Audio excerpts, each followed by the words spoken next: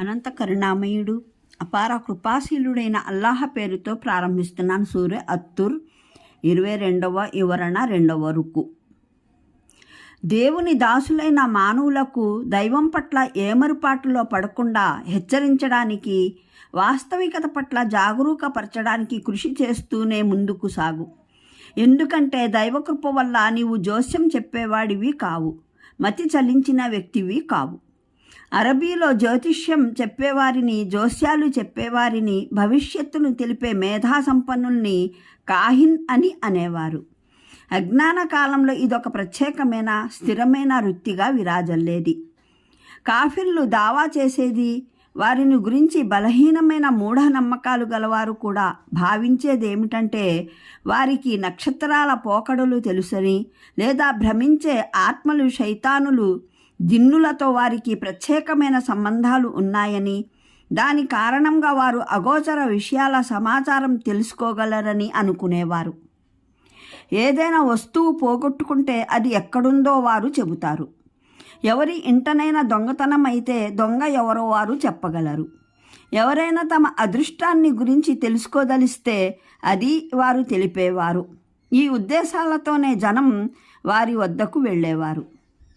ఏవైనా ముడుపులు స్వీకరించి వారికి అజ్ఞాత విషయాలను గురించి తెలిపేవారు.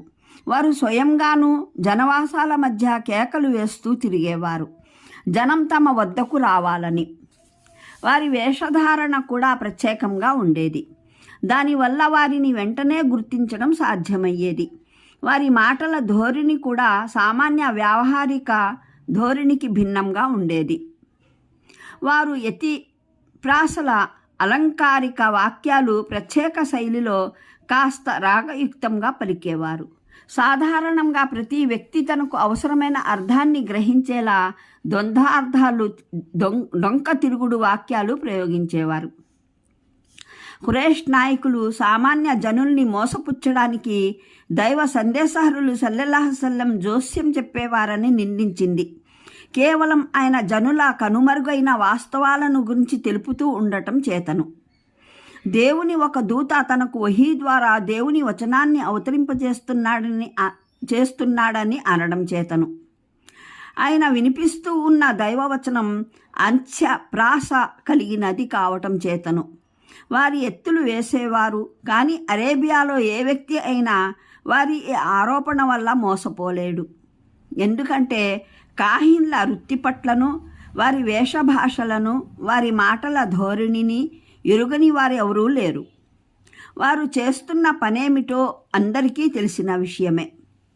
జనులు ఏ ఉద్దేశంతో వారి వద్దకు పోయేవారో, వారు ఆ జనులకు ఏ మాటలు చెప్పేవారో, వారి అలంకారిక వాక్యాలు ఎలా ఉంటాయో, వాటిలోని విషయాలు ఏ విధమైనవో అందరికీ తెలిసిన విషయాలే. పైగా అన్నింటికన్నా ముఖ్యమైన విషయం ఏమిటంటే జాతిలో ప్రచలితమైన నమ్మకాలకు విరుద్ధంగా ఒక విశ్వాసాన్ని ప్రకటించడం. రేయింబవళ్ళు దాని ప్రచారంలో తన ప్రాణాలను ధారపోసి దానికోసమని జాతి మొత్తంతో శత్రుత్వం కొని తెచ్చుకోవడం ఒక కాహిన్ ఎన్నటికీ చేయడు. అందువల్ల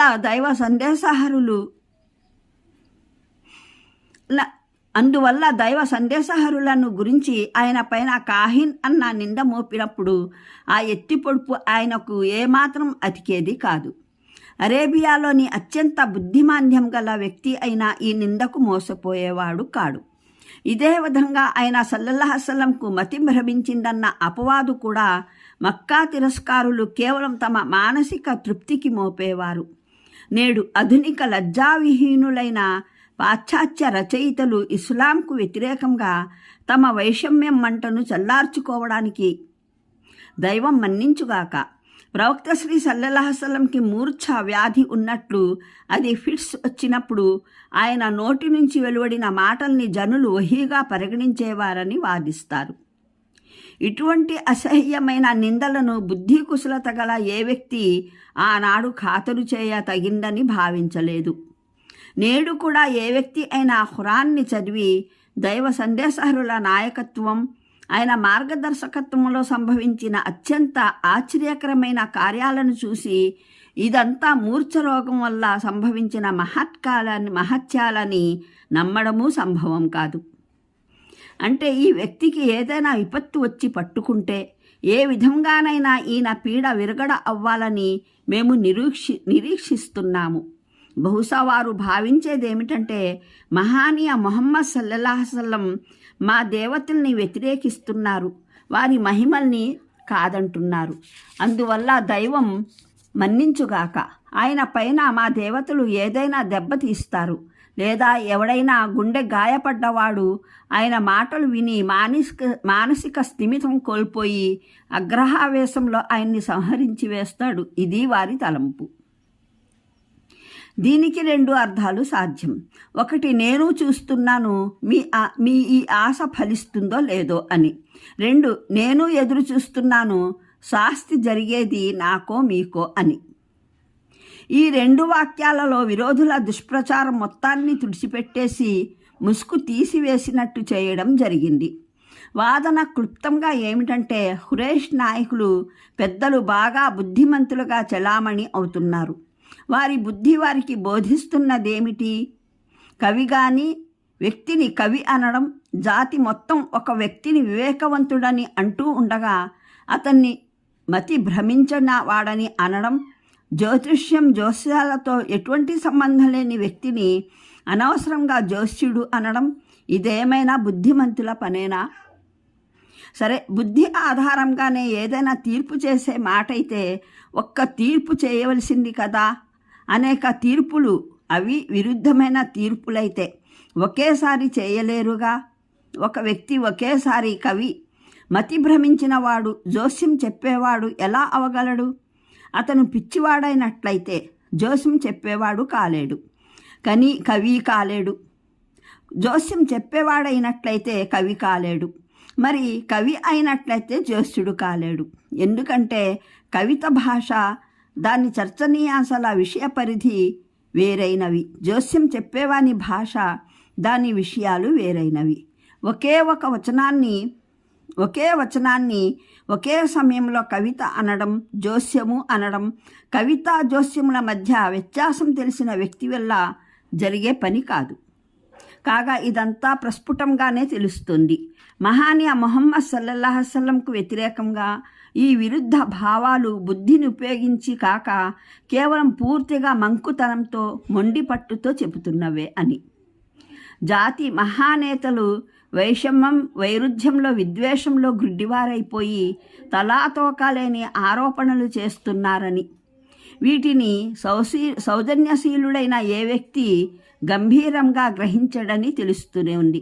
మరిన్ని వివరాలకు చూడండి ఖురాన్ అవగాహనం సంపుటి 3, 7, అల్ ఆరాఫ్ పాదసూచి 104-10, యూనుస్ పాదసూచి 3, సంపుటి 4, 17 బని ఇస్రాయిల్ పాదసూచికలు 53, 54, సంపుటి 5, 26 అషురా పాదసూచికలు 130, 131, 140, 142, 143, 144. మరో మాటలో చెప్పాలంటే దీని భావం ఖురాన్ని మహానీయ ముహమ్మద్ సల్లల్లాహు అలైహి వసల్లం స్వయంగా రచించిన వచనమని చెబుతున్న ఖురేష్ ప్రజల ఆంతర్యం స్వయంగా ఎరుగు. ఇది ఆయన సల్లల్లాహు అలైహి వసల్లం వచనం కాజాలదని భాషావేత్తలైన ఇతరులు సైతం దీన్ని విని ఇది మానవ వచనం కన్నా ఎంతో ఉత్తమమైంది అని స్పష్టంగా గ్రహించడం జరిగింది.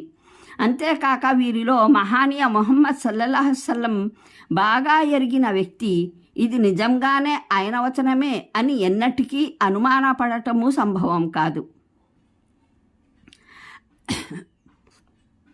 అతి స్పష్టంగా తెలిసేదేమిటంటే ఖురాన్ని ప్రవక్త సల్లల్లాహు అలైహి వసల్లం రచన అని చెప్పేవారు వాస్తవంగా దాన్ని విశ్వసించగోరడం లేదు. అందువల్ల వారు రకరకాల మాటలు అల్లుతున్నారు, అబద్ధపు సాకులు కల్పిస్తున్నారు. వాటిలో